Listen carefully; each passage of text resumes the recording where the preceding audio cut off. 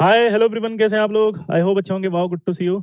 और जैसा कि आप हेलो जैसा कि आपको पता है कि हम लोग कोऑर्डिनेशन स्टार्ट कर चुके हैं और आज हमने प्रॉमिस किया था आपसे कि हम एक इम्पॉर्टेंट टॉपिक पढ़ेंगे जहां से सवाल पक्का आएगा और उसका नाम है वर्नर्स थ्योरी। वर्नर ने क्या समझाया ये समझने की जरूरत है। तो देखो, वर्नर ने क्या समझाया ये समझने की जरूरत है। वर्नर पहला ऐसा साइंटिस्ट था जिसने कॉम्प्लेक्स कंपाउंड में बॉन्डिंग को एक्सप्लेन करने की कोशिश की थी। अब आप सोचो कि जब हमें केमिकल बॉन्डिंग ही अभी तक समझ नहीं आया, तो उस जमाने में 1898 की बात कर रहा हूँ, क्या कॉम्प्लेक्स में बॉन्डिंग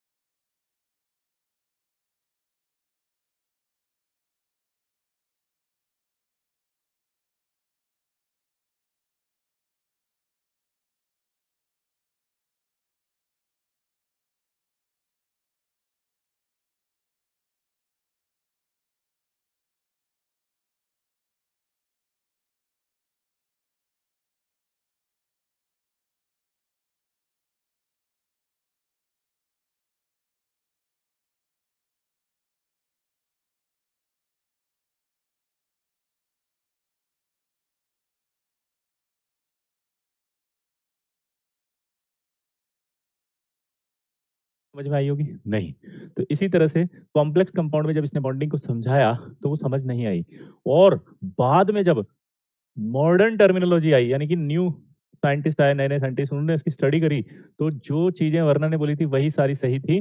तो फिर बाद में वर्नर को फादर ऑफ कोऑर्डिनेशन केमिस्ट्री कहा गया और 1913 में फर्स्ट इनऑर्गेनिक केमिस्ट्री का नोबेल प्राइज वर्नर को दिया गया था। क्या बोला, जल्दी बताओ?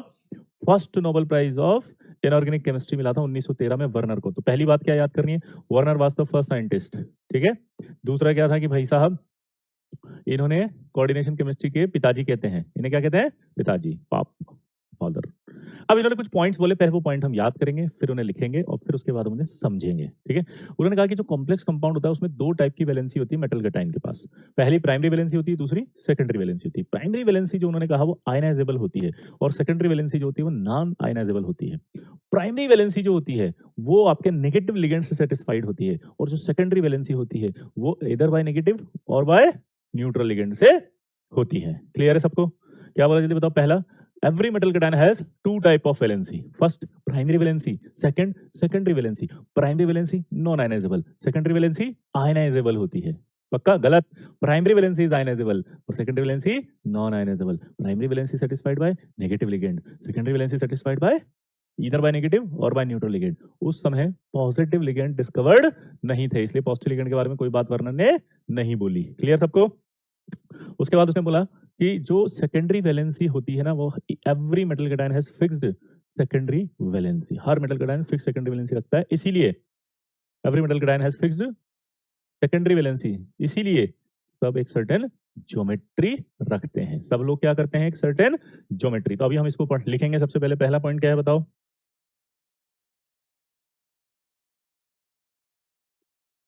ये सब वर्नर के हिसाब से है ना, according to Werner.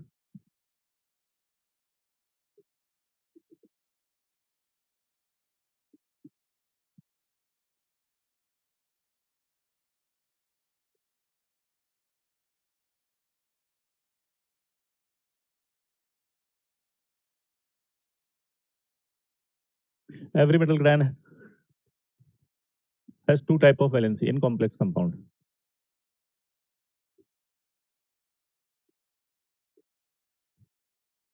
Every metal grain has two type of valency in complex compound. First, primary valency. Second, secondary valency. Primary valency जो होती है, ये पीवी बोल देंगे इसको शॉर्ट में, है ना, और इसको एस भी बोल देंगे। Primary valency is ionizable,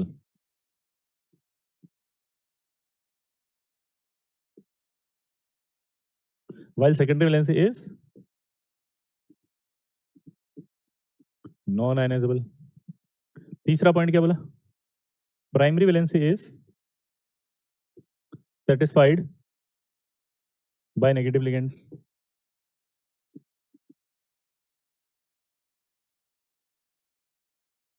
and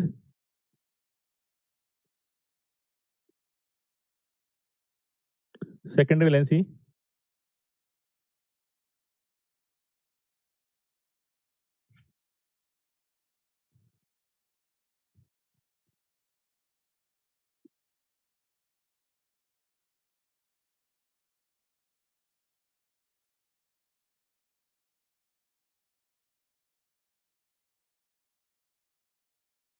either by negative ligand or by neutral ligand.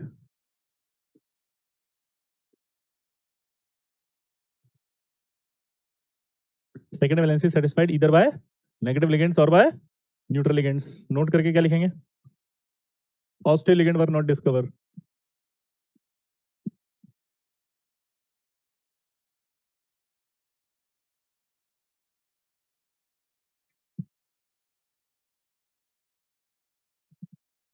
Hostile ligand were not discovered. Note एक और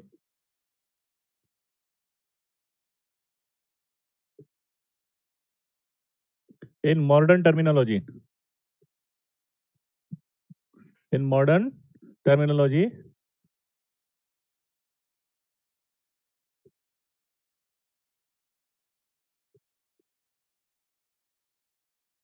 corresponds to oxidation state of metal cation and secondary valency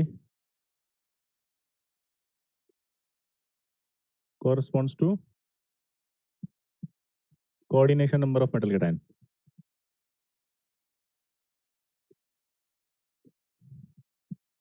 फिर every metal cation has fixed coordination number.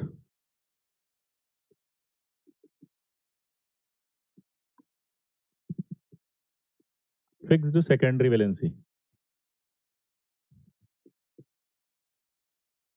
So they have certain geometry.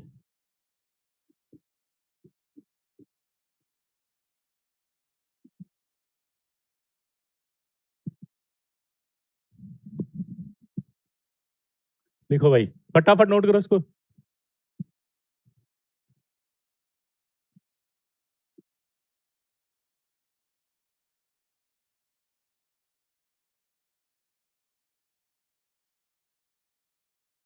हो गया? Note करो इसको. राधे राधे, जल्दी note करो. श्याम मिला दे. राधे राधे जब वो चले आएंगे बिहारी.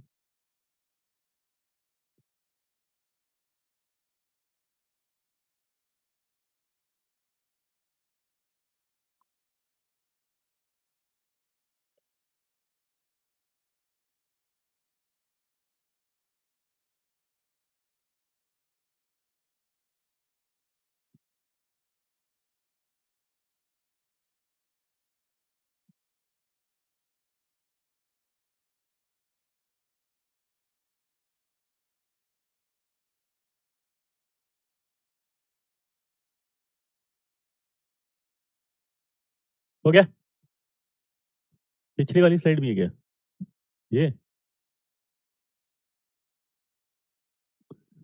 इस लाइन का क्या मतलब है मैंने अभी बताया नहीं, मैं बताऊंगा. देखो, on modern terminology primary valency corresponds मतलब समझते हो, उसकी तरह है. समझ रहे हो? तो कोरस्पॉन्ड्स टू किसके? Oxidation state of metal cation. क्या बोल रहा है वो? Oxidation state of metal cation. Oxidation state समझते हो? जो कैटायन की ऑक्सीडेशन स्टेट होगी आजकल उसी को हम क्या बोलेंगे? कि मेटल कैटायन की ऑक्सीडेशन स्टेट को प्राइमरी वैलेंसी, और जो सेकंड कोऑर्डिनेशन नंबर होगा मेटल कैटायन का उसको सेकेंडरी वैलेंसी. अब ये कोऑर्डिनेशन नंबर क्या होता है ये मैं भी बताऊंगा, है ना. यहां से लिखना शुरू करो फटाफट, फिर हम एक एक करके समझेंगे और फिर डाउट पूछना. हो गया? तो ये बात अपने वापस से दिमाग में बिठाओ फटाफट। मेरी तरफ देखो, याद कर लेते हैं पहले। फर्स्ट पॉइंट क्या था जल्दी बताओ? पहला पॉइंट है कि हर एक कॉम्प्लेक्स के अंदर जो मेटल कटायन होगा उसके बाद 2 वैलेंसी होगी, प्राइमरी और सेकेंडरी। पहली वैलेंसी क्या है? Primary valency. और दूसरी वैलेंसी क्या है? Secondary valency. यहाँ तक क्लियर है? तो पहली क्या है? Primary valency. और दूसरी क्या है? Secondary valency. यहाँ तक क्लियर हो गया? दो बात। दूसरी बात, प्राइमरी वैलेंसी क्या होगी? जो बोलो नेगेटिव लिगेंड से सेटिस्फाइड होगी। और सेकेंडरी वैलेंसी क्या होगी? जो न्यूट्रल और नेगेटिव से होगी। पॉजिटिव नहीं थे, पॉजिटिव अब आ गए हैं, तो अब मॉडर्न टर्मिनोलॉजी उनके लिए भी बोल रही है ना, लेकिन हम पढ़ रहे हैं वर्नर। अब कुछ बच्चे कंफ्यूज हो जाते हैं। जब वर्नर की बात करेंगे तो वर्नर जितनी ही करेंगे, पॉजिटिव आएंगे तो आप उनको भी गिन लेंगे, लेकिन वो बात की बात है ना।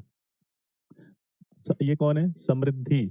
अभी तो पॉजिटिव लिगेंड बिल्कुल है बेटा, लेकिन अभी तो मैं वर्नर पढ़ा रहा हूँ। अब महाराणा प्रताप के अगर इतिहास पढ़ाऊंगा और वहां पर मैं बोल रहा हूँ कि महाराणा प्रताप ने अपने भाले से दूर से फेंक करके एक आदमी को मारा, या एक बहरम खाता उसको पूरा तलवार से काट दिया। अब ये मेरे से AK-47 भी तो थी ना महाराणा प्रताप, फिर AK-47 से क्यों नहीं मारा उनको? ऐसी क्या जरूरत आ रही थी कि जो तलवार से घोड़ा काट दिया दूर से AK-47 से ही मार देते ना?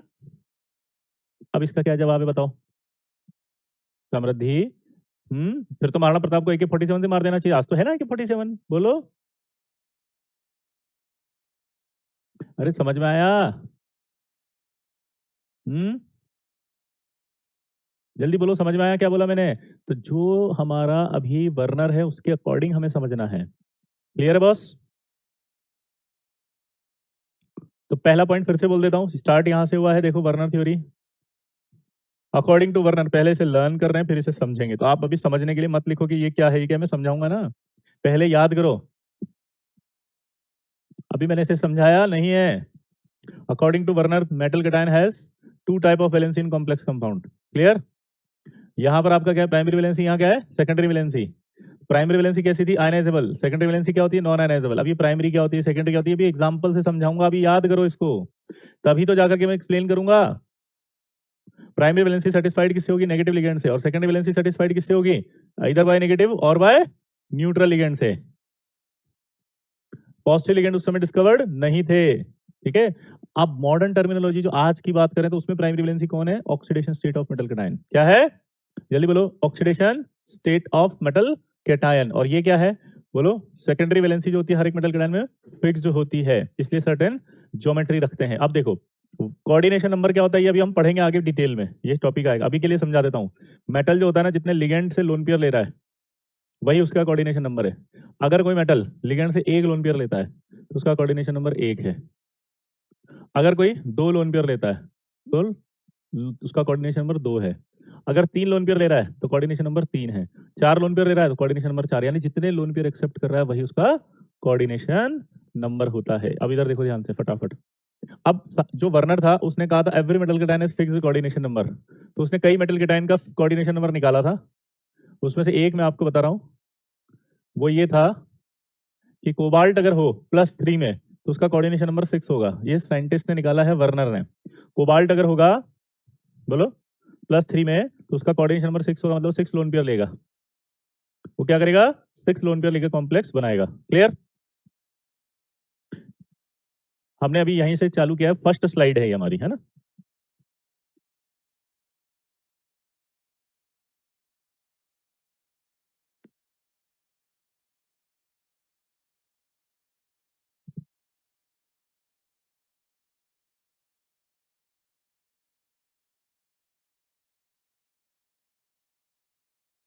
अब साइंटिस्ट वर्नर थे, उन्होंने कुछ रिएक्शंस कराई। जैसे पहली रिएक्शन थी,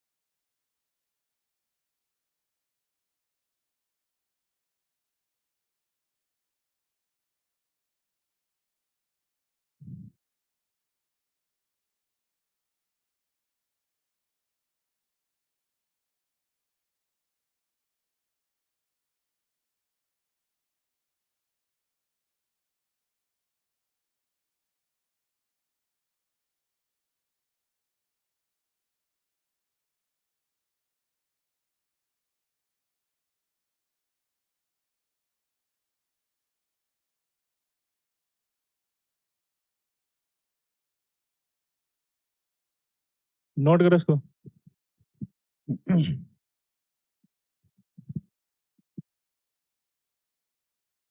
CN मतलब कोऑर्डिनेशन नंबर है बेटा, है ना विपुल, कोऑर्डिनेशन नंबर।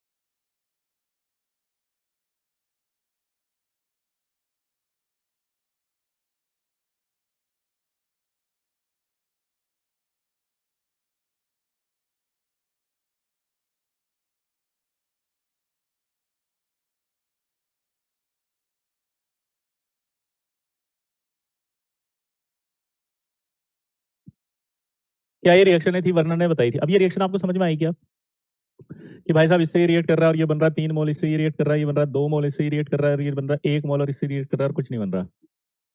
अब ये सही बात है, आपको भी नहीं समझ में आया, उस समय के जो साइंटिस्ट थे उनको भी नहीं समझ में आया, तो उन्होंने इसको मॉडर्न टर्मिनोलॉजी में कन्वर्ट किया। कल अपन ने पढ़ा था कि जो आयनाइजेबल नहीं होते वो डब्बे के अंदर होते हैं, कल पढ़ा था ना, कोऑर्डिनेशन स्फीयर होता है ये, और जो यहाँ और यहाँ होते हैं वो आयनाइजेबल होते हैं। यहाँ तक क्लियर है? अब आप देखो वर्नर की एक एक लाइन समझ में आएगी। और इस डब्बे में मॉडर्न टर्मिनोलॉजी कहती है कि भैया कैटायन आएगा, ये कैटायन आ गया। अब यहाँ पर और यहाँ पर वो आएंगे जो आयनाइजेबल होते हैं। अब अमोनिया एक न्यूट्रल है और Cl पर माइनस है। दिमाग लगाओ, अमोनिया कैसा था, न्यूट्रल, कोई चार्ज नहीं था अमोनिया पे, याद है, 0 चार्ज है, और Cl पर माइनस है। तो पहला रूल ये है कि जो जिस पर कोई चार्ज ना हो वो अंदर डब्बे के आएगा। तो कितने अमोनिया है वो सारे डब्बे के अंदर आएंगे, 6 तो 6 आ गए। कितने Cl है बाहर, 3, तो बाहर 3 Cl आ गए। तो तीनों Cl कौन से स्फीयर में, आयनाइजेशन स्फीयर में, ये इससे रिएक्ट करेंगे, 3 मोल ऑफ AgCl बनेगा। डब्बे के बाहर जो है उससे आपका कितना मोल बनेगा, 3 मोल ऑफ AgCl। क्लियर है बॉस? 3 मोल ऑफ AgCl ये रहा, ये बाहर आ रहा है, ये बन गया, ये आयनाइजेबल है। अब उसने क्या कहा था कि जो ये डब्बे के अंदर है ना, ये अपना लोन पेयर दे रहे हैं, जैसे 6 है तो 6 लोन पेयर देंगे तभी कॉम्प्लेक्स बनेगा, वरना नहीं बनेगा। अब ये सब सेम चीज यहाँ पर आए, अब जब यहाँ पर आए तो क्या होगा, देखो यहाँ पे क्या होगा, ठीक है, यहाँ पर क्या होगा शिवा कि every metal cation has fixed coordination number, every metal cation has fixed coordination number. तो दिमाग की बत्ती बाहर आएगी कि कोबाल्ट तो आएगा इसी, अमोनिया भी आएंगे, लेकिन अमोनिया इस बार कितने, 5। तो कंपाउंड तभी बनेगा जब यहाँ पर कितने हो, 6, तो यानी एक Cl को आना पड़ेगा, ये एक Cl आएगा और यहाँ पर ये 2 Cl बाहर होंगे। एक Cl इसको अंदर आके क्यों आना पड़ा, क्योंकि तभी यह कॉम्प्लेक्स बन सकता है, क्योंकि every metal cation has fixed coordination number. अगला बताओ, ये आपके पास CO आ गया।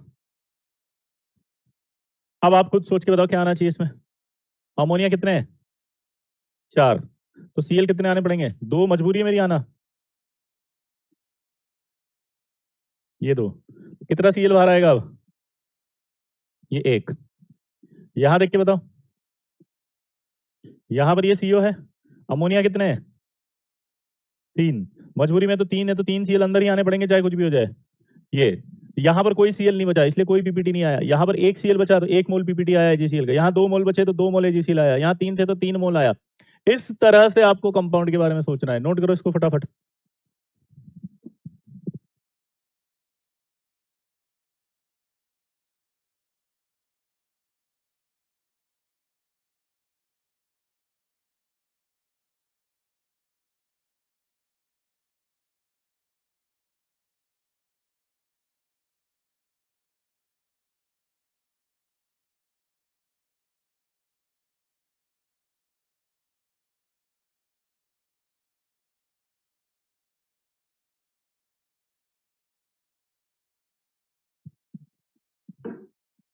हो गया?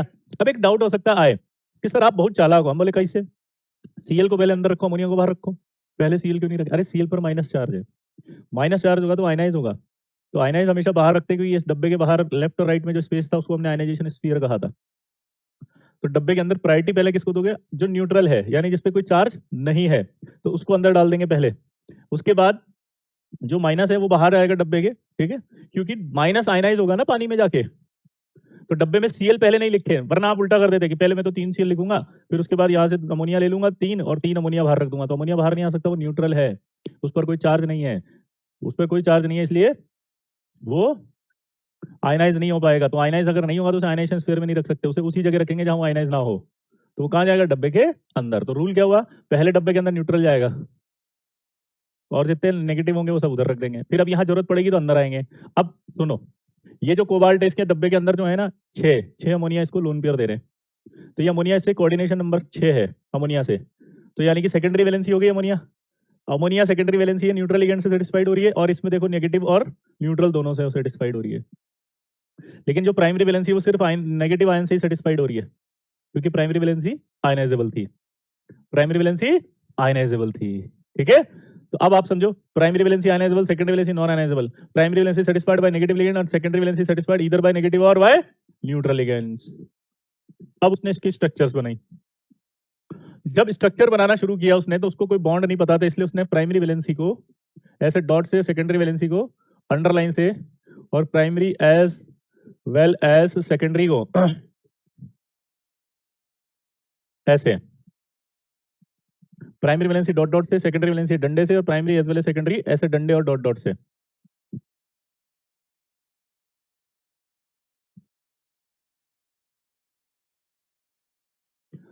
अब मैं पहला स्ट्रक्चर बना रहा हूं, मुझे आप बताएंगे कि ये मैंने किस 4 में से किसका स्ट्रक्चर बनाया है ना? सोचना, आप देख करके बताना कि ये स्ट्रक्चर किसका है।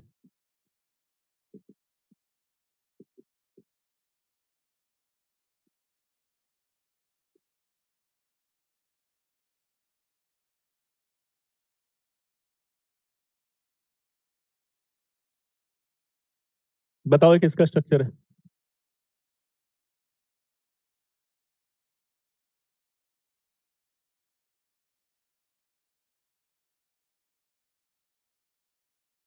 फर्स्ट वाले का, very good. Structure of CuCl3 dot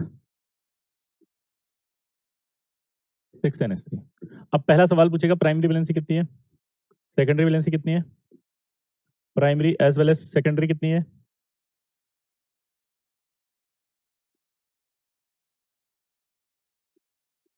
और काउंटर आयन कितने हैं, और काउंटर आयन मतलब पीपीटी आयन, याद है, और टोटल आयन कितने हैं। चलो सवाल करो, ये सारे सवाल पूछता है, मैंने कहा था ना। बताओ।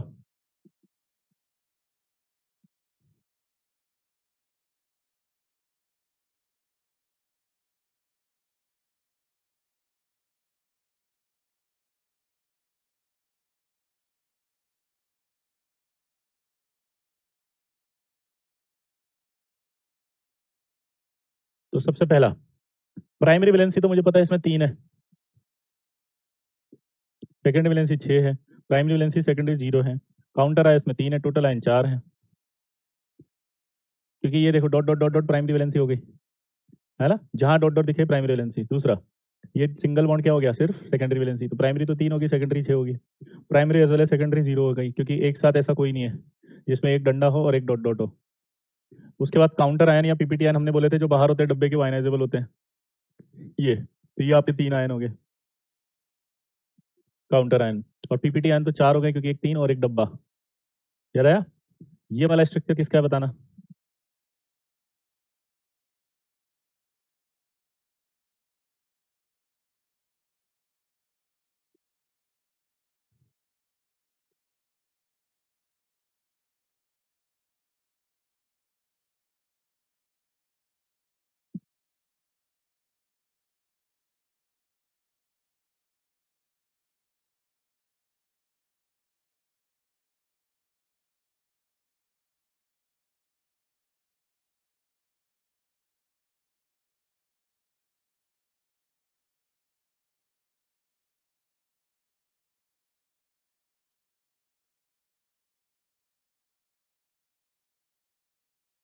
ये किसका स्ट्रक्चर है बताओ,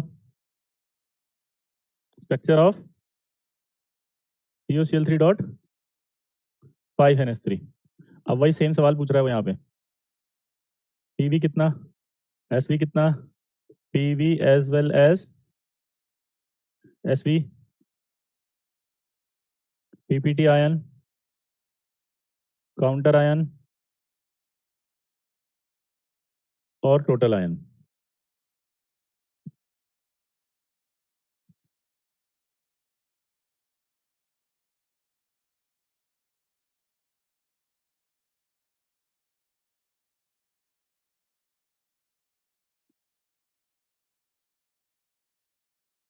यहाँ बेटा गलती होने के चांसेस होंगे, फिर मत बोलिएगा कि क्या कर दी भेजे सर, यही आईटी है। देखना अभी गलतियाँ होंगी और यही सिखाना है आपको, बहुत मजेदार चीज आएगा। अभी आपसे सवाल गलत हो जाएगा और आपका दिमाग जो है वो अचानक से हिल जाएगा। ये जितना भी आपका झपकियों में पढ़ रहे हैं उन सब का दिमाग उड़ जाएगा। देखो कैसे, बड़ा मजेदार है इसमें। प्राइमरी वैलेंसी क्या पता है? 3। सेकेंडरी भी कितने हैं? 6। प्राइमरी सेकेंडरी कितनी? 1। काउंटर आयन कितने हैं? 2। टोटल आयन कितने हैं? 3। ये देखो दिमाग की बत्ती हिल गई। क्यों हिली? क्योंकि आपने सबने यहाँ प्राइमरी वैलेंसी 2 लिखा होगा, सेकेंडरी वैलेंसी में भी गड़बड़ किया होगा। अब आप यहाँ कंफ्यूज हो गए कि सर देखो सेकेंडरी तो 2 ही है, सॉरी प्राइमरी तो 2 ही है, देखो तो डॉट डॉट डॉट डॉट 2 ही है। बिल्कुल है बेटा। तो देखो ये वाला भी तो एक ऐसा है जिसमें एक डंडा और एक डॉट डॉट है। यानी कि ये वाला जो दिख रहा है ये प्राइमरी भी है, सेकेंडरी भी है। तो भाई साहब जो जो CL primary as well as secondary है वो प्राइमरी में भी काउंट होगा, सेकेंडरी में भी काउंट होगा। और जो CL primary as well as secondary है वो आयनाइजेबल नहीं होगा क्योंकि वो सेकेंडरी भी है।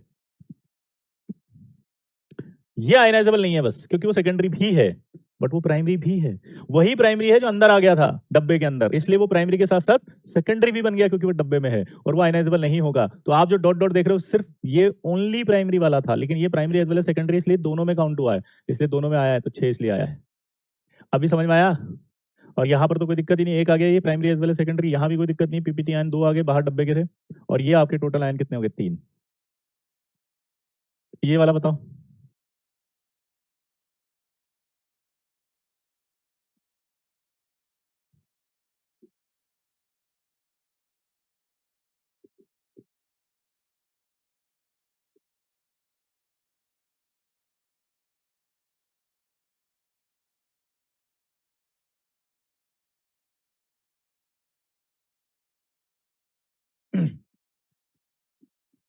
ये बताओ structure of COCl3 dot 4NH3।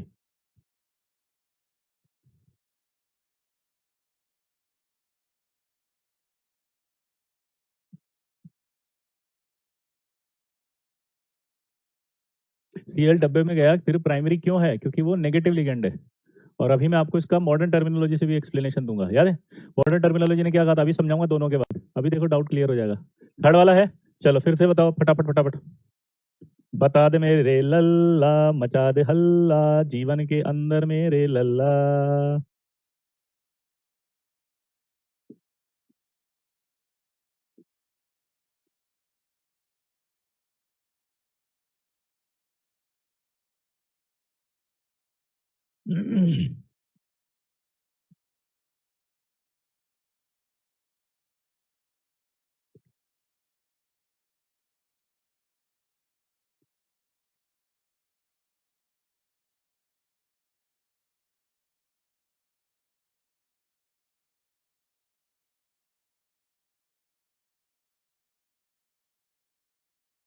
अब यहाँ प्राइमरी वैलेंसी वापस से 3 है, सेकेंडरी फिर से 6 है, पर primary as well as secondary 2।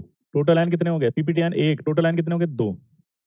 अब आप भूल गए, क्या कर भूल गए कि भाई साहब मॉडर्न टर्मिनोलॉजी ने क्लियर कर दिया था कि primary valency oxidation state of metal cation से देखेंगे। तो आप अगर यहाँ देखोगे तो oxidation state of metal cation ये कोबाल्ट है। ये कितना आ रहा है यहाँ देखो, सीएल पर 2 माइनस है, एक सीएल, ये रहा 3 माइनस है। 3 अगर माइनस होंगे तो इस पर 3 प्लस आएगा ना। तो अगर इसका ऑक्सीडेशन स्टेट +3 है तो ये तो कंफर्म हो गया कि इसकी प्राइमरी वैलेंसी +3 होगी। यहाँ पर भी आप देखो ये 3 सीएल माइनस है तो यहाँ पर 3 प्लस आएगा कंफर्म, तो ये भी +3 ही होगी। यहाँ पर आप देखो ये भी 3 प्लस ही होगी। लेकिन अब हम जो समझा रहे थे वो क्या था कि जो primary as well as secondary show कर रहा है वो आयनाइजेबल नहीं हो सकता क्योंकि वो सेकेंडरी भी है। तो ये दो ऐसे हैं जो आयनाइजेबल नहीं होंगे, सिर्फ एक ही होगा ये आयनाइजेबल। ये समझा रहा था मैं, समझ गए? अब देखें अगला बताओ। अच्छा मैं चार्ज बैलेंस नहीं कर रहा हूँ, यहाँ चार्ज ऐसे आएगा, ये +3 आएगा, फिर यहाँ माइनस है, यहाँ माइनस है, यहाँ माइनस है। तो आप ऐसे भी कर सकते थे, है ना? हाँ, कई लोग सोच रहे होंगे उन्हें कि ये क्या है। तो भाई समझाने के लिए होता है ये, सिर्फ ये डायग्राम प्रेजेंटेशन है ओनली। कुछ होते हैं मतलब, समझ रहे हो? अगर समझ में भी आ जाए तो उनको लगता है मुझे समझ में क्यों आ रहा है भाई साहब।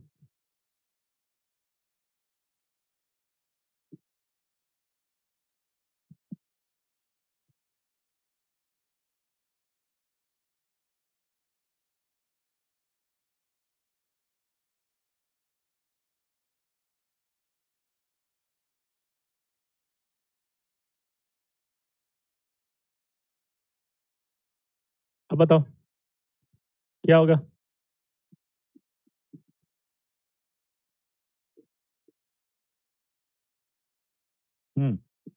आप ही बता दो, पीवी क्या होगा, एसपी क्या होगा? PV as well as SV क्या होगा? काउंटर आयन क्या होगा? या पीपीटी आयन क्या होगा?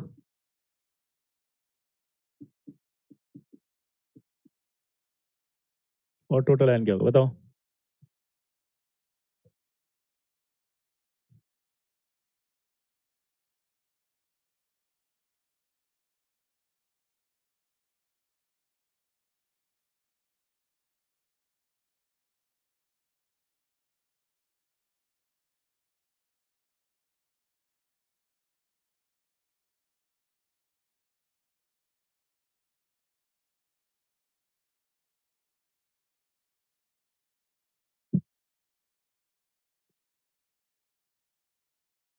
Structure of this primary valency अपने आप वही 3 आएगी, सेकेंडरी भी 6 आएगी, प्राइमरी एज वेल एज 3 हो गई इस बार। पीपीटी आयन 0 है, काउंटर आयन और ये भी 0 है। ये कोई एक मत लिखना क्योंकि ये न्यूट्रल कॉम्प्लेक्स है। देखो ये कॉम्प्लेक्स क्या है? न्यूट्रल, इस पर कोई चार्ज ही नहीं है मेरे लल्ला। ये न्यूट्रल कॉम्प्लेक्स है, इस पर कोई चार्ज नहीं है। न्यूट्रल कॉम्प्लेक्स है इसलिए यहाँ पर 0 आया है।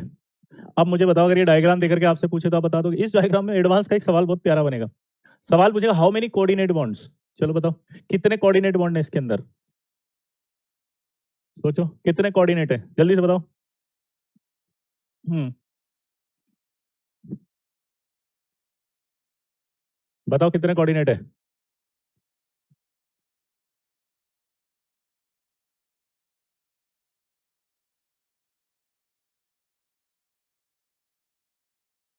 हो गया ना गलत? आंसर आएगा 0। आंसर आएगा 0। कोई कोऑर्डिनेट नहीं है यहाँ पे, कोई कोऑर्डिनेट नहीं है। 0 0। यही सिखाना है, there is no coordinate bond. मैंने कहा था ना एडवांस का सवाल है, निपट जाओगे एक झटके में। निपट गए तुमने पूरे वर्नर को ऐसा कर दिया कि भैया इधर आओ और 2 चपाट मारा खींच के, साला ज्यादा बोल रहा है निकल। वर्नर बी लाइक क्या हुआ भैया?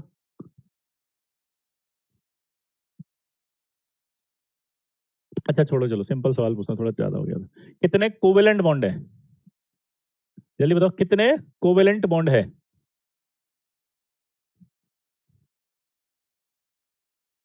कितने coordinate bond, sorry covalent bonds हैं कॉम्प्लेक्स में? कितने कोवेलेंट बॉन्ड हैं?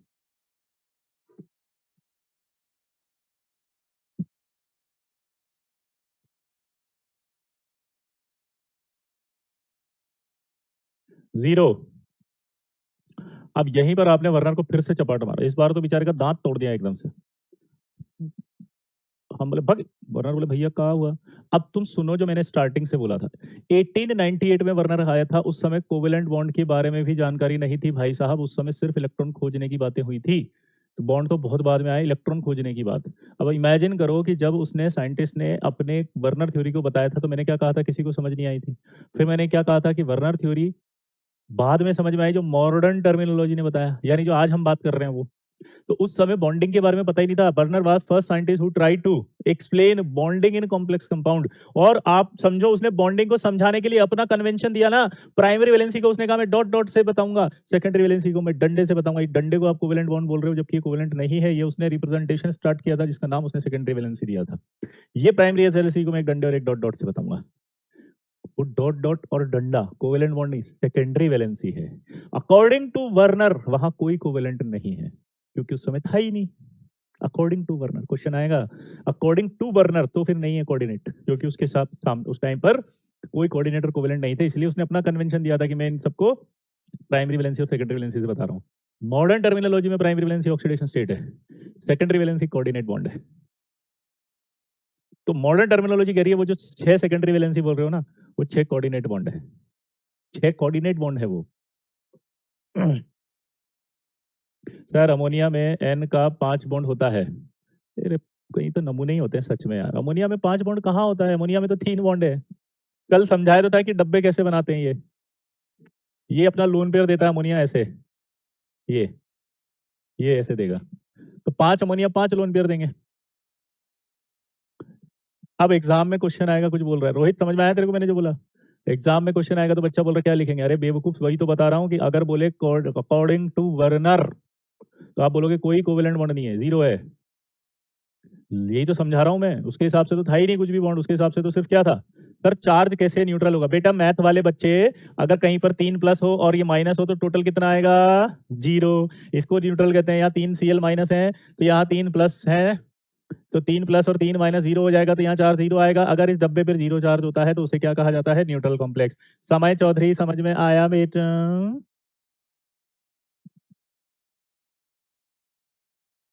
समझ गए? मॉडर्न टर्मिनोलॉजी तो पढ़ेंगे अभी कोऑर्डिनेशन में। आयुषी क्या देखो ये कलेक्टर साहब क्या कह रहे हैं, गुरुजी मॉडर्न टर्मिनोलॉजी भी पढ़ा दीजिए। अरे तो चैप्टर में कहाँ पढ़ोगे? गुलाब जामुन बनाने का तरीका सिखाएंगे तुमको, है अपनी शादी में गुलाब जामुन ऐसे बनाए, this is called coordination chemistry, ये पढ़ेंगे? यही तो पढ़ने वाले हैं मॉडर्न टर्मिनोलॉजी का। मैं कर लूंगा ना बात, तुझे जरूरत क्या थी बोलने की? इस तरह की भाषा का प्रयोग कक्षा में अनुचित है। They are most respectable future IITians, they all are going into IIT Mumbai, you should be respectful, okay please don't enter in. बेटा ये बोल रहा था, इसकी बातें मत सुना करो, है ना?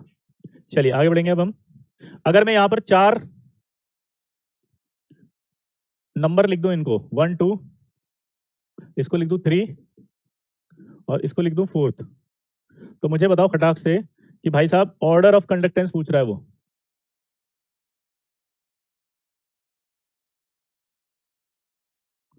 1 2 3 4th, बताओ ऑर्डर ऑफ कंडक्टेंस। लिगेंड क्या होता है बेटा? इसमें पढ़ेंगे लिगेंड, है ना रोहित? अगर तुम डांट खाने के मूड में हो तो बोल दो, क्योंकि तुम ड्रॉपर हो, तुम्हें पता है चैप्टर तो अभी स्टार्ट होगा, इसके बाद से ही तो स्टार्ट होगा। लिगेंड क्या होते हैं, कोऑर्डिनेशन नंबर क्या होते हैं, सब लिखा तो था मैंने कल के सीक्वेंस में। आज मुझे लग रहा है तुम पूरी तरह से डांट खाने के मूड में हो, जितना पढ़ा रहे मैं कर लूंगा, बस फिर से एंटर मत हो। यही पढ़ेंगे लिगेंड, क्लासिफिकेशन लिगेंड, ये कल ही तो करवाया था पूरा टॉपिक डिटेल में, ऐसे लिखा तो था यहाँ पे, लिखा था ना? सीक्वेंस पूरी की पूरी आपने कहा था सीक्वेंस लिख दो। फालतू की बात करके टाइम खराब करने से अच्छा है कि इस पर ध्यान दो बेटा रोहित। कंडक्टेंस क्या होती है पता है? मोलर कंडक्टेंस बोलूं, ध्यान से सुनना, मैं मोलर कंडक्टेंस बोलूं, इलेक्ट्रिकल कंडक्टेंस बोलूं, कंडक्टेंस बोलूं, सब एक ही है। दोबारा से बोलो, मोलर कंडक्टेंस बोलूं, कंडक्टेंस बोलूं, इलेक्ट्रिकल कंडक्टेंस बोलूं, एक ही बात है। कंडक्टेंस मतलब इलेक्ट्रिकल ही होती है। क्लियर? तो अब दिमाग की बत्ती जलाओ।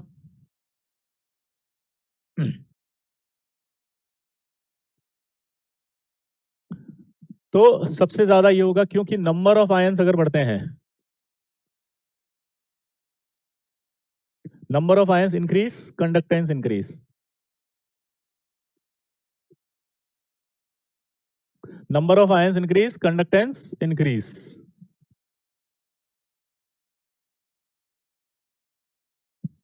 Number of ions increase, conductance increase. अब अगर मैं चेंज करके इसी सवाल को, एग्जामिनर भी कम नहीं है, उन्हीं के लिए मैं करता हूं दूसरा सवाल।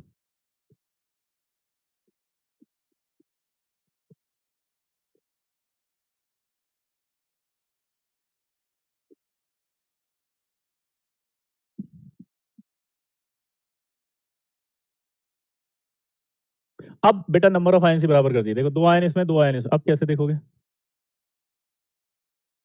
सर 4 में कोऑर्डिनेट बॉन्ड जीरो कैसे हुआ? अगर आप ये पूछ रहे हैं TSG, तो फिर आपने क्या सुना? फोर्थ में नहीं, सब में जीरो है। पता है क्यों? क्योंकि वर्नर ने कोऑर्डिनेट बॉन्ड वर्ड इस्तेमाल ही नहीं किया था और उसके टाइम पर कोऑर्डिनेट बॉन्ड नहीं था, इसलिए हमने बोला है कि अकॉर्डिंग टू वर्नर कोई भी कोऑर्डिनेट बॉन्ड नहीं। आप वर्नर पढ़ रहे हो, TSG, समझ में आया? अब बताओ बेटा इन दोनों में नंबर ऑफ आयन सेम है, अगर नंबर ऑफ आयन सेम है तो फिर कंडक्टेंस कैसे देखेंगे? तो भाई साहब नंबर ऑफ आयंस अगर सेम है तो कंडक्टेंस देखने का तरीका ये होगा, when number of ion same, then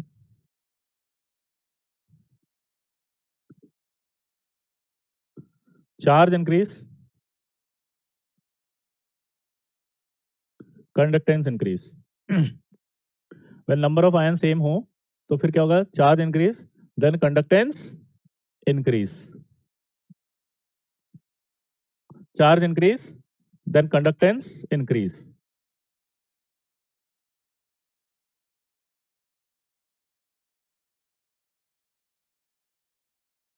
इसका चार्ज ज्यादा है कि नहीं है? सल्फेट पर -2 चार्ज है, यहां पर Br माइनस है, यहां पर सल्फेट आयन -2 है, यहां पर Br माइनस आयन है। इस पर -2 चार्ज हो गया तो कन्फर्म है इलेक्ट्रॉन ज़्यादा होंगे। कंडक्टेंस ज़्यादा होगी कि नहीं होगी चार्ज अगर ज़्यादा है तो? यहाँ पर -1 है या -2 है। नंबर ऑफ आयन्स अगर बराबर हो तो आपको 4 देखना है क्योंकि ये 2 इलेक्ट्रॉन देगा तो करंट ज़्यादा आएगी ना भाई साहब सर्किट में। 2 इलेक्ट्रॉन दे रहा है 1 आयन होने के बाद भी और वहाँ 1 इलेक्ट्रॉन आ रहा है। तो आपको ये तो पता ही है पक्का कि भाई साहब आपको इलेक्ट्रॉन से देखना होता है कंडक्टेंस। क्लियर? हाँ या ना? अच्छा एक एडवांस लेवल का सवाल पूछूँ अगर आप कन्फ्यूज़ नहीं हो तो? मुझे डर लगता है कई बार क्योंकि कुछ समझाने का मतलब है ना सर फोड़ना अपना। ऐसा तो नहीं होगा कि सर ही फोड़ लिया? मैं आपको इसमें कन्फ्यूज़ कर सकता हूँ, बोलो? करूँ क्या? क्या मैं आपको इसमें कन्फ्यूज़ कर दूँ?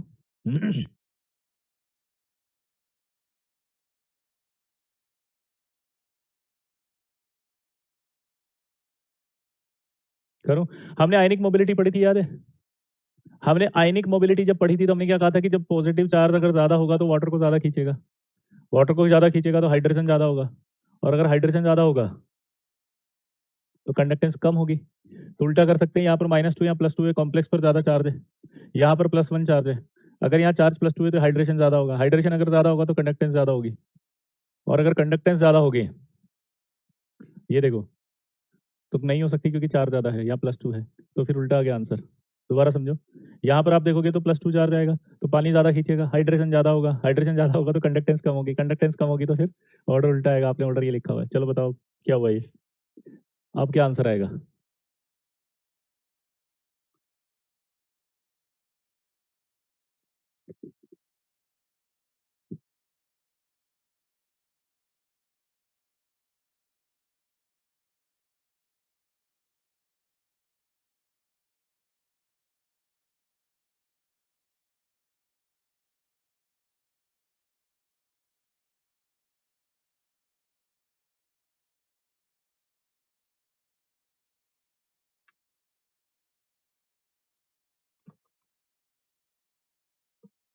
तो सुनो, बहुत आसान है। कंडक्टेंस पानी में निकाली जा रही है। तो एक तो ये डाउट आपका खत्म हो गया जो बच्चे लिख रहे हैं पानी में निकालते हैं या इसमें निकालते नहीं, ये भी पानी में ही है। दूसरी बात, यहाँ जो बात आ रही है ध्यान से देखना। यहाँ पर प्लस चार्ज आएगा तो इस कॉम्प्लेक्स आयन पर आएगा जिसका साइज़ पहले से बहुत बड़ा है। साइज़ अगर बड़ा है तो चार्ज की डेंसिटी डिस्पर्स हो चुकी है। यानी कि जो आपको बोला जा रहा था ना कैटायन हाइड्रेट करेगा वो सिंगल कैटायन के लिए वर्ड है। सिंगल कैटायन मतलब Na+, K+, Rb+, ठीक है? इन वाले कैटायन्स में ही हाइड्रेशन डोमिनेट करता है, कॉम्प्लेक्स कैटायन पर नहीं कर रहा है क्योंकि कॉम्प्लेक्स कैटायन में साइज़ बहुत बड़ा है। साइज़ अगर बहुत बड़ा हो गया तो चार्ज डिस्पर्स्ड हो जाते हैं। साइज़ अगर बड़ा हो गया तो क्या हुआ चार्ज डिस्पर्स्ड हो जाते हैं।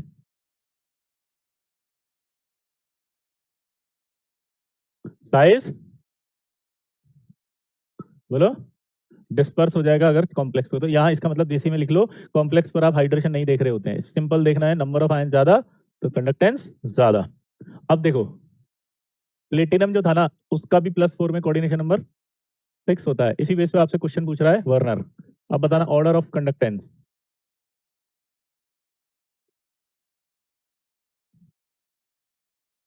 ऑर्डर ऑफ कंडक्टेंस में आओ पहला इनके ऑर्डर बताने हैं आपको।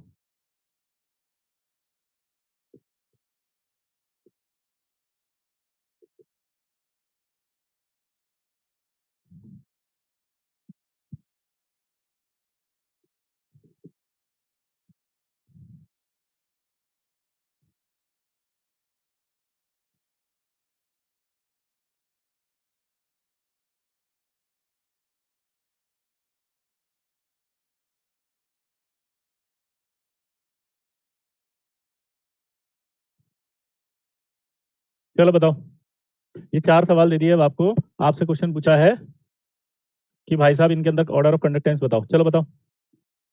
बहुत अच्छा सवाल है भाई साहब बहुत इंपॉर्टेंट है ये एग्जाम में जरूर आता है जल्दी करो।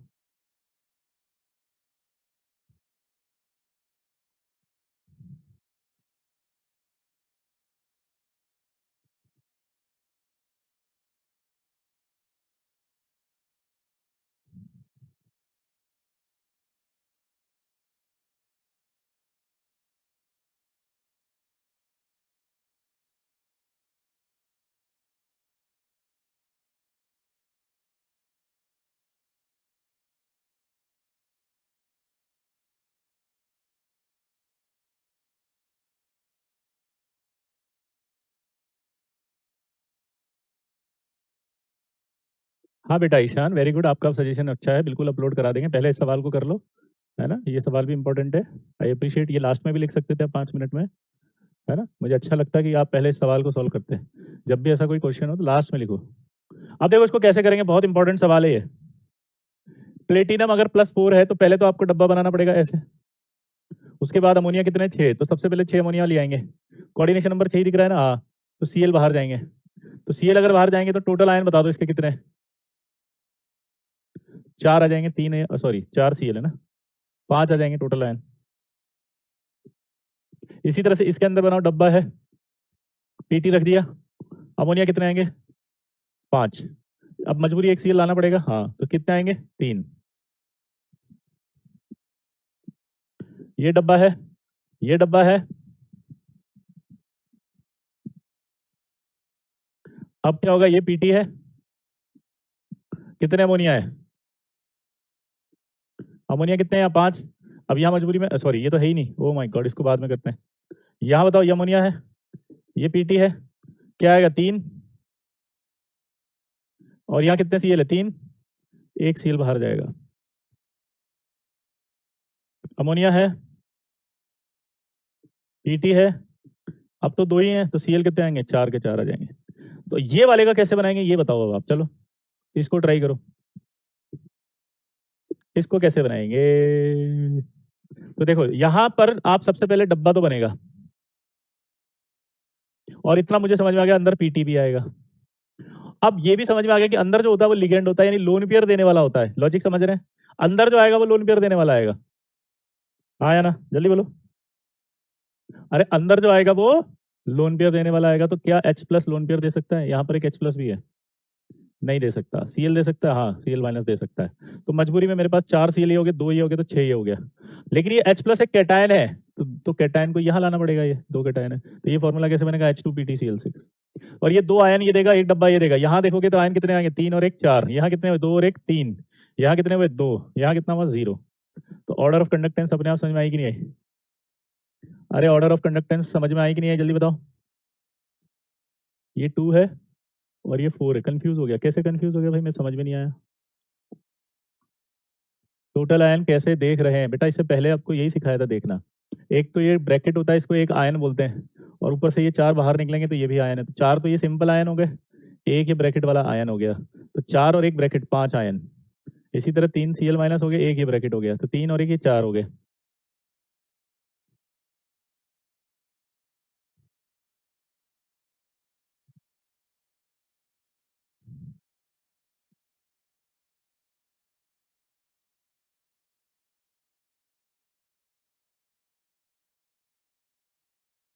HCl वाला आप कर लेंगे, गलत नहीं करोगे ना, बढ़िया सवाल है एडवांस का।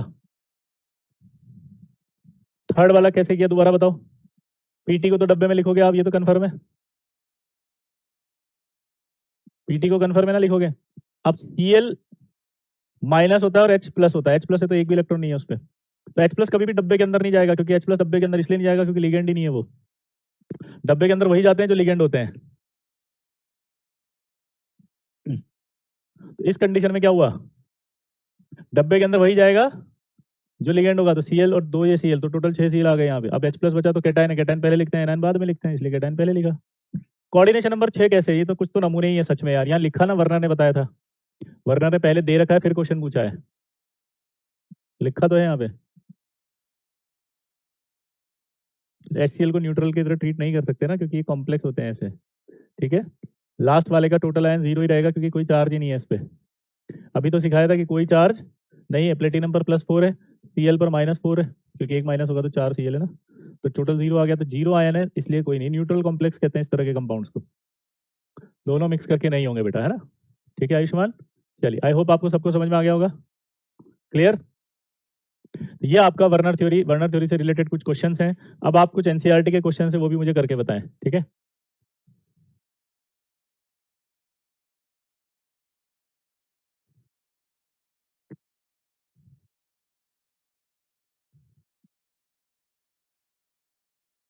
देखो हमने जो पढ़ा अभी, वो ये है अल्फ्रेड नोबल, 1860 से 19 तक।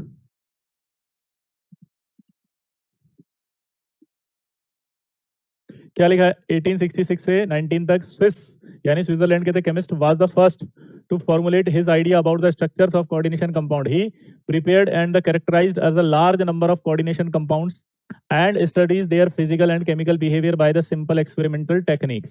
Werner proposed the concept of primary valency and the secondary valency for the metal ion binary compounds such as. अब इसकी प्राइमरी वैलेंसी बतानी है आपको तीनों की, बताओ। देखो ये आपसे पूछ रहा है कि इनकी प्राइमरी वैलेंसी क्या होगी, बताओ। तो प्राइमरी वैलेंसी ऑक्सीडेशन स्टेट ही तो होती है, तो इसमें 3 करेंगे तो ये +3 हो गई, इसकी +2 हो गई, इसकी +2 हो गई, तो ये लिखा हुआ देखो प्राइमरी वैलेंसी 3 2 2 रेस्पेक्टिवली। फिर बोला उसने कि ना series of compound the cobalt third, ये आ गया cobalt third chloride with ammonia, it was found that some of the chloride ion could be precipitated as AgCl adding with excess of silver nitrate solution in cold but some remains solution. यही पढ़ा था अभी। हाँ तो बोल दो,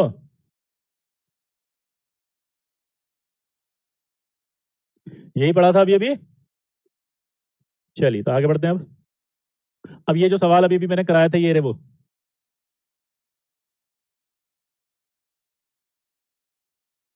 चलो पहला सवाल 1 मोल ऑफ दिस कितना बना था पीपीटी, 3 मोल AgCl। ये 5 NH3 था, कितना बना था 2 मोल NH3। यहाँ 4 था 1 मोल NH3 और यहाँ भी 4 है 1 मोल AgCl, सॉरी। पर ये दोनों में डिफरेंस क्या है, एक का कलर ग्रीन है एक का कलर है, तो उसने बोला ये आइसोमर्स होते हैं। ये क्या होते हैं दोनों एक दूसरे के आइसोमर्स। तो ये सवाल पूछेगा कि अगर दोनों ही सेम पीपीटी दे रहे हैं फिर भी इनका कलर अलग क्यों है, तो आप क्या बोलोगे, क्या है, बोलो क्या है, आइसोमर्स। अब देखो उसने क्या बोला, ठीक है ध्यान से देखना इधर कि these observations together with the result of conductivity measurements in the solution can be explained. 1 6 group in all either chloride ion or ammonia molecule or both remain bonded to the cobalt ion during the reaction. 2 the compounds are formulated as shown in the table 5.1. ठीक है,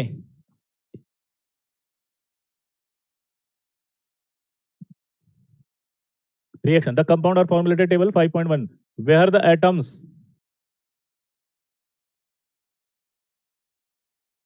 atoms within the square bracket form a single entity which does not dissociate under the reaction. बिल्कुल सही है, single entity हमने बोली थी जो does not dissociate in the under the reactions.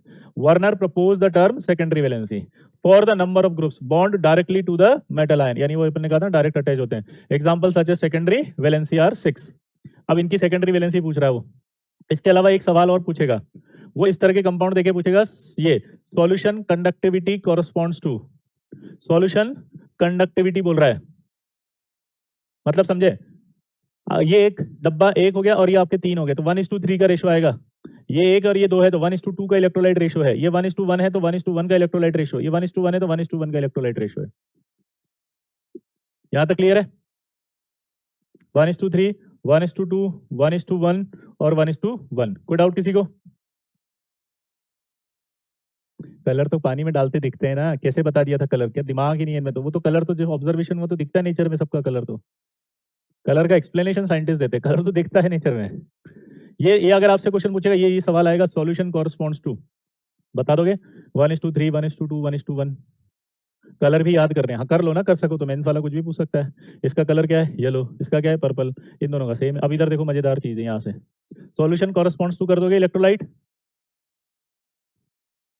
Note the last 2, ये वाले लास्ट में ही दिक्कत था, last 2 compounds in table 5.1 have identical empirical formula, ठीक है, but the distinct property such as compound are termed as isomer. ये isomer बोला था उसने, देखो वर्नर इन 1898 बोला था ना मैंने, अभी 98 में प्रपोज किया था, बोला था ना 1898।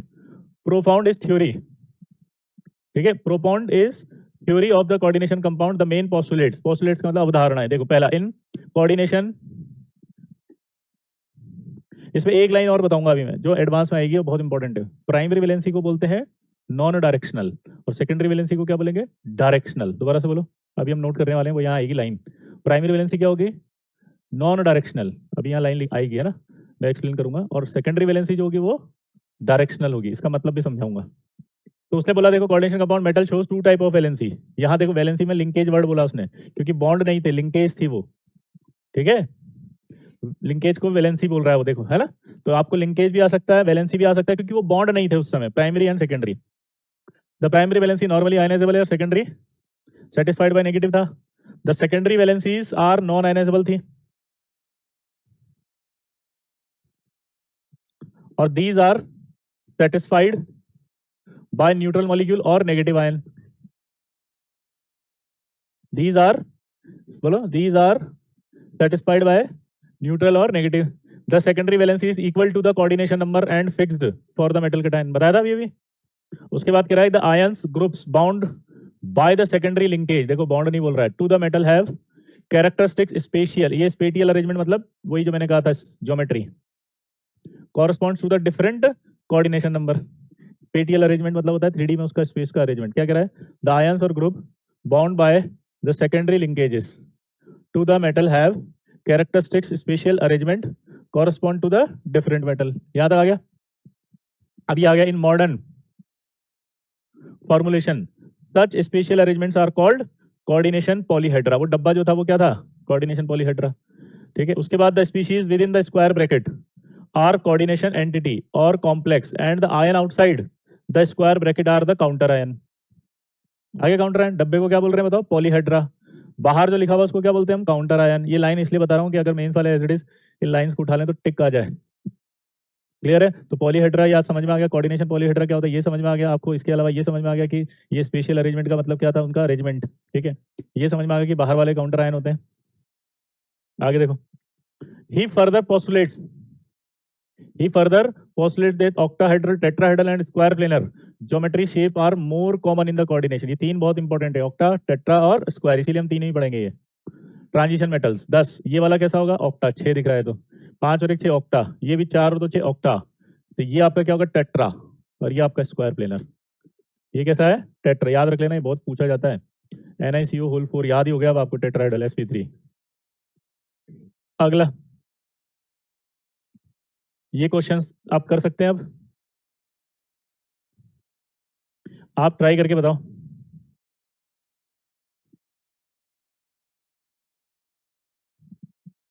चलो ये सवाल करके बताओ मुझे यहाँ पे, चलो।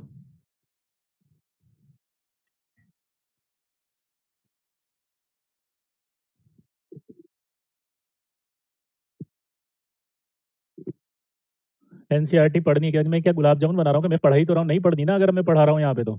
और वैसे अगर आपकी इच्छा है तो डेफिनेटली पढ़ें, लेकिन नोट्स पढ़ने के बाद।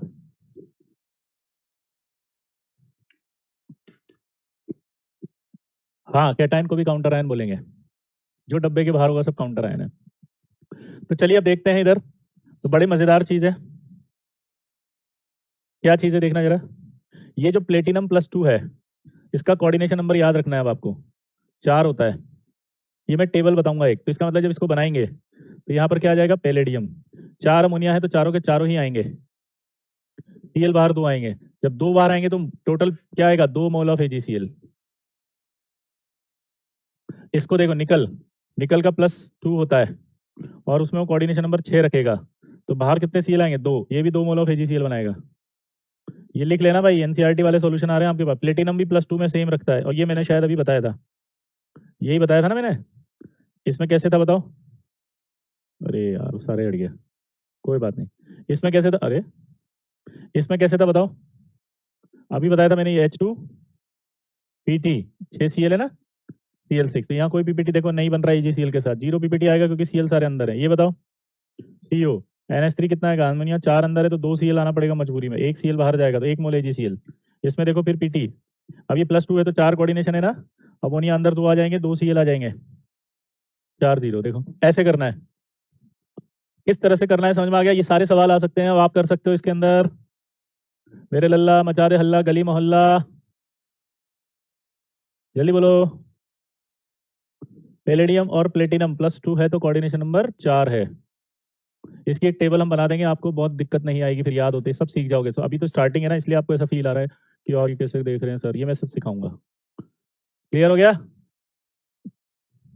सर? आपने रिसेंटली ज्वाइन किया है तो आप यहाँ से स्टार्ट कर सकते हैं, ओम साहू जी, पर आपको पढ़ना पड़ेगा। ऐसे कमेंट खेलते रहोगे तो दिक्कत हो जाएगी। यस सर, ठीक है, आप कर सकते हैं कोऑर्डिनेशन के, कोई प्री रिक्विजिट नहीं है। प्लेटिनम +2 और पैलेडियम +2 में कोऑर्डिनेशन नंबर 4 है, लिख लो ऑलवेज प्लेटिनम +2 और पैलेडियम +2 में कोऑर्डिनेशन नंबर 4 है। चलिए, आई होप ये हो गया। अगला इसी का सवाल देखो अब। अगर आपसे बोले कि सेकेंडरी वैलेंसियाँ बताओ, तो इसकी सेकेंडरी वैलेंसी कितनी आई थी? चलो इसकी सेकेंडरी वैलेंसी कितनी आई थी? पैलेडियम +2 था, तो सेकेंडरी वैलेंसी 4 आएगी, ये 4 आ गई। इसकी सेकेंडरी वैलेंसी 6 आई थी, 6 आ गई। इसकी वैलेंसी क्या है? प्लेटिनम पर +4 है, +4 में 6 आई थी, 6 आ गई। ये इधर कोबाल्ट +3 था, 6 आएगी, 6 आ गई। और यहाँ देखो +2 है तो 4 आएगी, कोऑर्डिनेशन नंबर 4 होता है। थर्ड वाले का सॉल्यूशन कंडक्टिविटी, बेटा H2+ है ना पानी में, तो H2+ अपना आयन देगा, तो H2+ के साथ कोई पीपीटी देगा तो वो आएगा 2:1 आएगा ना, ये थर्ड वाले का।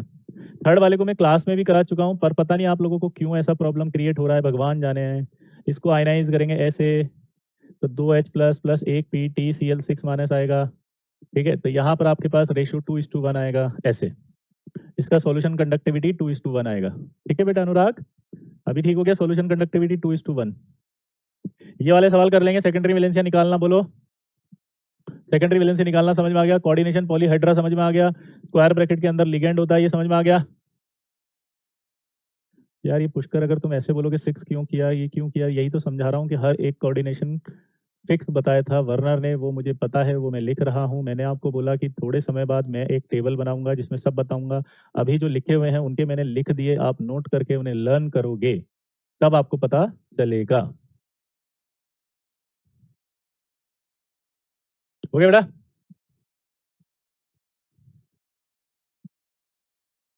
अब मैंने डिफरेंस बता दिए थे डबल सॉल्ट में और इसमें, याद करो।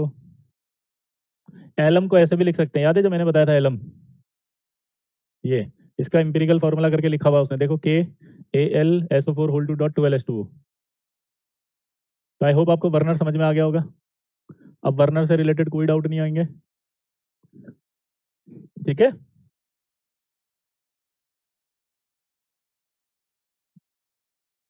ये वर्नर थे स्विट्जरलैंड के, देखो पढ़ो इनके बारे में, इनकी शक्ल देखो पहले तो विचारोगे कितने सुंदर लगते थे। आपको पता होना चाहिए हमारे वर्नर साइंटिस्ट कितने सुंदर लगते थे, ठीक है। देखो is the Werner inorganic chemistry, ठीक है। चलिए इसको पढ़ते हैं कैसे थे बेचारे। वर्नर वाज बॉर्न इन दिसंबर, ठीक है, 12 दिसंबर को 1866 में, ठीक है। बोलाओ से small community in the French providence of the Alsace, he study chemistry began in the Karlsruhe से जर्मनी के अंदर स्टडी की थी, and the continue in the Zurich Switzerland में, where in his doctoral thesis in 1890। Wow, he explain the difference in properties of the certain nitrogen containing organic substance on the basis of isomerism. He extended von Hoff theory of tetrahedral carbon atom and modified it for nitrogen. Werner showed optical and electrical differences, complex compounds based on the physical measurement. In fact, Werner the first discovered optical activity in the certain compound. Optical activity निकाली थी certain compounds में, ठीक है। उसके बाद Werner showed optical and electrical difference based on the physical means. In fact, the Werner was first to discover the optical activity in a certain condition. अब देखो ही at the age of 29, हमारे यहाँ का युवा सैयारा में बिजी है, और ये 29 साल में देख लो अब इन्होंने क्या कर डाला। तुम्हें भी डिसाइड करना है कि तुम्हें क्या करना है। At the age of 29, Werner ने एट द एज ऑफ 29 इतना काम किया था, और हमारे यहाँ का बच्चा जो है वो हमारा देखो सैयारा में पागल हुआ पड़ा है दुनिया का। यही आईटी है, क्या कर सकते हैं, become the full professor at, ठीक है। और ज्यूरिक के अंदर ये पूरा का पूरा प्रोफेसर 1895 तक होते। Alfred Werner was the chemist and educationist. His accomplishment include the development of the theory of the coordination compound. This theory in which Werner proposed the revolutionary ideas about how atoms and the molecules are linked together was formulated in a span of only 3 years. 3 साल में खींच दिया था।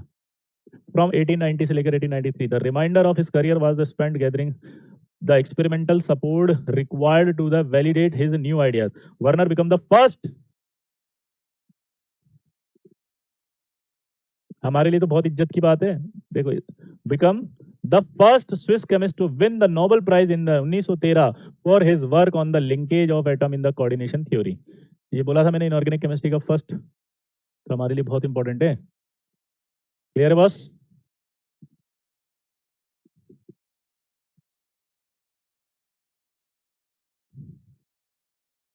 ये Werner की इज्जत भी होगी। अब आएंगी डेफिनेशन, कुछ इंपॉर्टेंट डेफिनेशन टर्म्स हैं। पहला, कोऑर्डिनेशन एंटिटी क्या होती है? ठीक है, देखो, the coordination entity constituents a central metal atom और ion in a fixed number of ions of molecules. For example, ये COCl3.CONH3 is a coordination entity in which the cobalt ion is surrounded by 3 ammonia molecule and the 3 chloride ions। ये सब coordination entity होती है। I hope आपको समझ में आ गया terminology, ताकि डेफिनेशंस की तो कोई जरूरत नहीं, समझना है बस, ये डब्बे को ही कहते हैं अपन कोऑर्डिनेशन एंटिटी। अब आया central atom, in a coordinated entity the atom और ion to which a fixed number of ions group bond. ठीक है, द कोऑर्डिनेशन एंटिटी, एंटिटी के अंदर जो एटम है और आयन है जो फिक्स्ड ग्रुप से बाउंडेड है, define geometrical arrangement around it is called the central atom और आयन। द फॉर एग्जांपल, ये the central atom ion in the coordination entity, इसमें कौन है बताओ? निकल। इसमें कौन है? निकल, कोबाल्ट और Fe। और ये मैंने बता दिया था कि these central atom ions are also referred as Lewis acid. बताया था कि ये लुईस एसिड है। इधर आओ, लिगेंड, अभी हम पढ़ेंगे लिगेंड्स के बारे में। तो आ गया क्या क्लासिफिकेशन? ये अभी छोड़ दो, इसको पढ़ेंगे अगली क्लास से। अब मैं उस पर आ जाता हूँ वापस। एक लाइन थी इंपॉर्टेंट, एडवांस में पूछता है। हट, क्या थी वो? देखो यहाँ पे, इसमें लिख लेते हैं इसको, है ना? आप भी लिख लो यहाँ पे।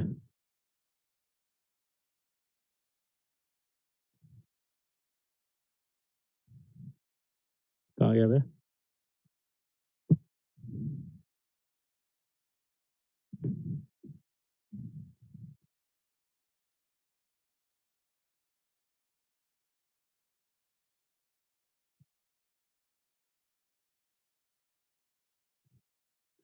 क्या लिखेंगे? नोट यहाँ लिख देता हूँ। Primary valency is non directional and secondary valency is directional. ये लाइन बहुत इंपॉर्टेंट है, इसको भी समझाता हूँ मैं, नोट करो। ये आएगा एडवांस में, एकदम डायरेक्ट पूछेगा। क्या बोला बताओ मैंने? ये आएगा एडवांस में और डायरेक्ट पूछेगा।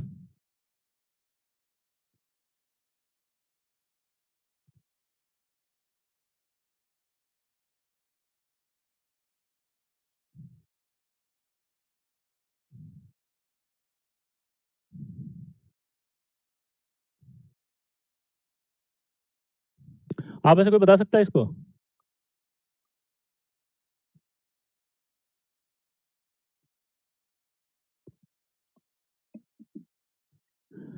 हाँ, क्या बता सकता है? प्राइमरी वैलेंसी, बोलो।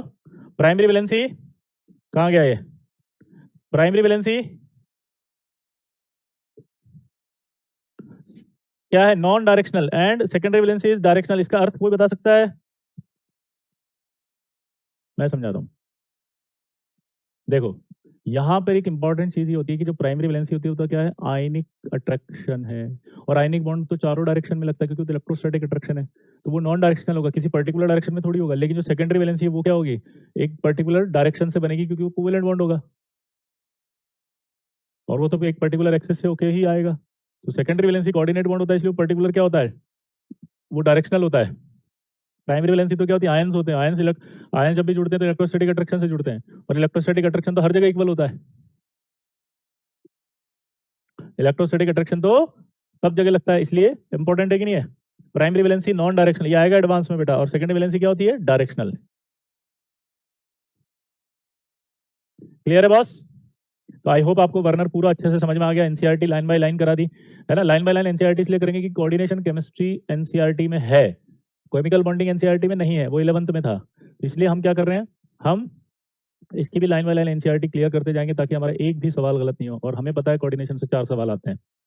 Clear boss? आई होप ये लाइन समझ में आ गया होगा। क्लियर? अब आपको डीपीपी और ये सब मिल जाएगी, तो वर्नर की डीपीपी सॉल्व कर लेना, अगर मिलती है तो मैं आपको टाइम टू टाइम देता जाऊंगा, है ना। अच्छा, एक और बात, शायद अगली क्लास मेरी नहीं होगी, क्योंकि टीचर्स डे पर लवली प्रोफेशनल यूनिवर्सिटी वालों ने मुझे इनवाइट किया है कि आप यहाँ आए, सेशन लें, मोटिवेट करें और गाइड करें बच्चों को, ठीक है। और वहाँ पर वो टीचर्स डे मनाना चाहते हैं मेरे साथ, तो मैं 5 सितंबर को वहाँ हूँ, तो इसके लिए मुझे कल निकलना पड़ेगा। और 5 को मैं अवेलेबल शायद नहीं रहूँगा, फिर 5 को सेट फ्राइडे ऐसा कुछ आ रहा है, फिर उसके बाद अगले दिन, क्योंकि यहाँ से डायरेक्ट कनेक्टिविटी नहीं है, तो काफ़ी लंबा ट्रैवलिंग है। तो फिर वापस आएँगे तो शायद मंडे को भी क्लास ना हो पाए आई थिंक, क्योंकि सुबह-सुबह ही है ना 7 बजे, तो वो नहीं हो पाएगी, ठीक है? तो शायद आपकी सैटरडे तो फ्राइडे तो कन्फर्म ही नहीं हो और शायद मंडे को भी नहीं है ना? तो मैं डलवा देंगे इसमें। क्लियर है boss? Happy teachers day, oh my God! Thank you. Thank you, thank you. आप सबको भी बहुत-बहुत धन्यवाद आपके टीचर्स के लिए, ठीक है? Happy teachers day. यूट्यूब पर डाल देना, ओके, ठीक है, ठीक है। ठीक है बेटा, तो आपकी क्लास नहीं हो पाएगी, तो ये समझ गए क्यों नहीं हो पा रही है, ठीक? तो मिलेंगे लवली प्रोफेशनल यूनिवर्सिटी पे टीचर्स डे के दिन। होमवर्क आपका मैंने बता दिया, वर्नर पूरा एनसीईआरटी से अच्छे कर लें, वर्नर थ्योरी की डीपीपी और शीट भी कर लें। मैं आपको अपलोड करवा दूँगा शीट और डीपीपी, ठीक है? Best of luck, bye.